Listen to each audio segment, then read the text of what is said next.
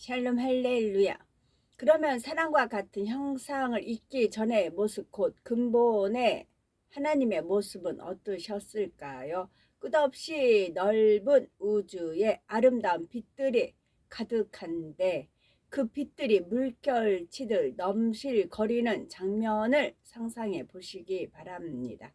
그리고 물결치는 빛 속에서 나오는 웅장하면서도 맑고 청아한 소리를 상상해 보시기 바랍니다. 근본의 하나님의 모습은 이와 비슷합니다. 정리해 보면 근본의 하나님은 소리를 머금은 빛의 형태로 근본의 우주를 가득 채우고 계셨습니다. 여기서 근본의 우주란 지금 우리 눈에 보이는 우주와 다릅니다. 지금 우리 눈에 보이는 우주는 육의 세계입니다. 그러나 근본의 우주는 육의 세계가 아니며 영의 세계입니다. 근본의 하나님께서 홀로 계실 때에는 오직 영의 세계만 있었습니다. 우리 눈에 보이는 우주가 언제 생겼는지요. 근본의 하나님은 크게 두 요소, 곧 빛과 소리로 이루어졌습니다. 빛과 소리요. 먼저 근본의 빛에 대해서 살펴보겠습니다. 근본의 빛은 어떤 형태는 없으되 굳이 표현하자면 마치 흐르는 물결과 같습니다. 빛의 물결이 온 우주를 흐르고 있었습니다. 근본의 빛은 무지갯빛이 감도라 아름다우며 눈부시게 밝고 찬란합니다. 만약 수많은 종류의 보석들을 한 곳에 가득 쌓아놓고 강렬한 빛을 비춘다면 가지각색의 빛들이 보석들로부터 반사되어 나올 것입니다. 그 빛들은 어떤 형태를 가진 것은 아니지만 마치 흐르는 물결처럼 빛의 물결이 넘실거리게 됩니다. 이 세상에 있는 것 중에서 어떠한 근본의 빛과 가장 유사한 것은 이 세상에 있는 것 중에서 이러한 근본의 빛과 가장 유사한 것은 오로라입니다. 오로라는 극광 혹은 북광이라고도 하며 주로 극지방에서 최고층 대기 중에 나타나는 발광 현상입니다. 태양으로부터의 대전 입자가 극지 상공의 대기를 이완하여 일어나는 현상으로 빨강, 파랑, 노랑, 연두, 분홍 등의 색채가 보입니다. 마치 아름다운 빛깔의 엷은 커튼을 하늘에 쳐놓은 것 같기도 하고 빛이 물결처럼 하늘에 흐르는 듯도 합니다. 그 장면이 너무도 아름다워서 이 오로라를 실제로 본 사람들은 평생 그것을 잊지 못한다고 합니다. 하나님의 근본의 빛은 오로라와는 비교도 할 수 없을 만큼 훨씬 더 아름답고 찬란한 빛을 냅니다. 그래서 그 퍼즐 중에 오로라 공주라는 게 있었어요. 오로라 공주. 그게 아마 만화 영화 애기들 보는 애니메이션에 있었던 것 같아요. 오로라 공주 표현을 해주셨어요. 그 수를 헤아릴 수 없을 만큼의 여러 빛이 동시에 품어져 나오되 그 빛들이 하나로 부드럽게 어우러져 온 우주의 물결치듯 흐르고 있습니다. 그래서 요한일서 1장 5절에 하나님은 빛이시라. 그에게는 어두움이 조금도 없으시니라 한 것입니다.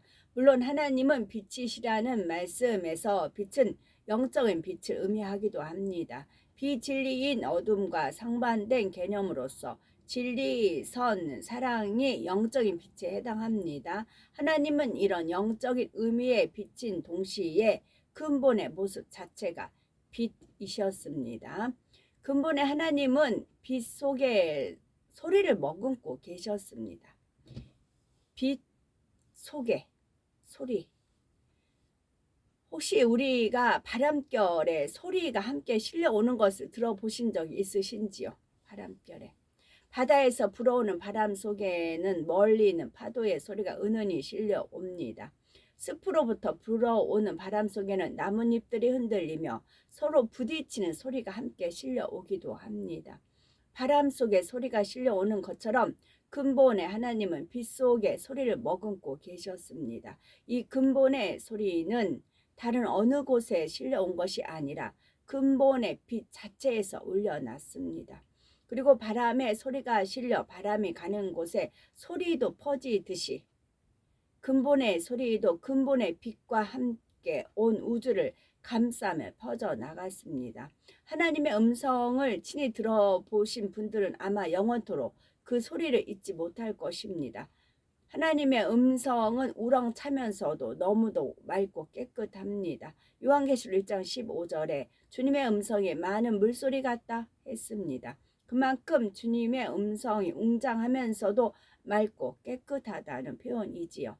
이처럼 하나님의 근본의 소리는 너무나 맑고 투명하며 부드럽고 감미로우면서도 온 우주를 울릴 만큼 웅장한 소리입니다. 이 소리를 굳이 이 땅의 소리로 표현하자면 맑고 깨끗한 수정과 같은 보석이 서로 부딪혔을 때 울려나는 소리나 얇고 투명한 유리가 서로 부딪히면서 울려나는 소리와 유사합니다. 혹시 겨우내 얼었던 호수의 얼음이 봄이 되면서 녹아 갈라지며 내는 소리를 들어보신 분이라면 우렁차면서도 맑고 깨끗한 소리가 무엇인지 아실 것입니다. 극지방에서도 오랜 세월 얼어있던 얼음들이 녹아 갈라질 때가 있는데 그때 울려나는 소리가 너무나 크고 맑고 깨끗해서 아주 매우 먼 곳까지 퍼진다고 합니다. 물론 근본의 하나님이 빛 가운데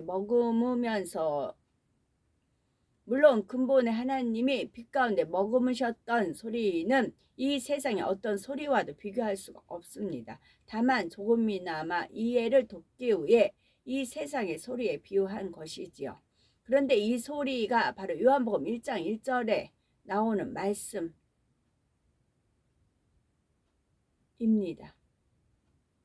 태초에 말씀이 계시니라. 이 말씀이 하나님과 함께 계셨으니 이 말씀은 곧 하나님이시니라 했는데 여기서 태초에 계셨던 말씀이 바로 근본의 빛 속에서 울려나는 근본의 소리를 뜻합니다. 성경에서는 하나님을 소리라는 형태보다 소리의 본질인 말씀으로 표현한 것입니다. 그리고 말씀이 내용이라면 하나님은 그 내용에 붙여진 이름입니다. 예를 들어 모든 사람에게는 이름이 있습니다. 그런데 이름은 각 사람을 부르는 호칭일 뿐이죠. 그 이름이 그 사람 자체는 아닙니다. 이름이 같은 사람들이 많이 있는 것처럼 이름만 같다고 사람이 같은 것은 아닙니다.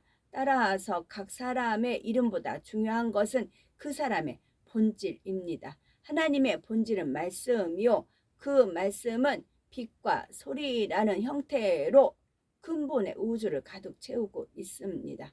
그런데 앞서 잠깐 영적인 빛에 대해서 말씀드리면서 비진리, 악, 죄가 영적인 어두움이라면 영적인 빛은 진리, 선, 사랑입니다.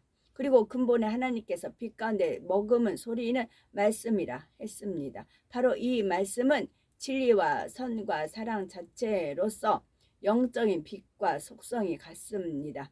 이처럼 진리, 빛, 사랑 자체인 하나님의 속성을 영이라 합니다. 이러한 영의 속성 자체이신 하나님께서는 그 형상도 영이십니다.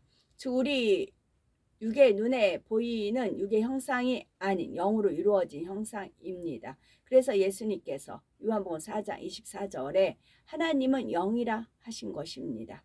근본의 하나님은 영으로서 소리를 머금은 빛의 모습으로 근본의 우주에 널리 퍼져 계셨습니다. 이 세월은 육의 시간의 개념으로는 이해할 수가 없는 영원한 시간입니다. 그런데 영원한 시간 동안 홀로 계시던 하나님께서 어느 때에 이 넓고 광활한 우주와 내 마음을 알아 나와 서로 사랑을 주고받음으로 내 마음의 감동을 그에게 전달해 줄 때 그도 그것을 받아 그의 마음을 내게 전달해 줄 수 있다면 얼마나 행복하고 감동이 될까, 이런 마음을 품으셨지요.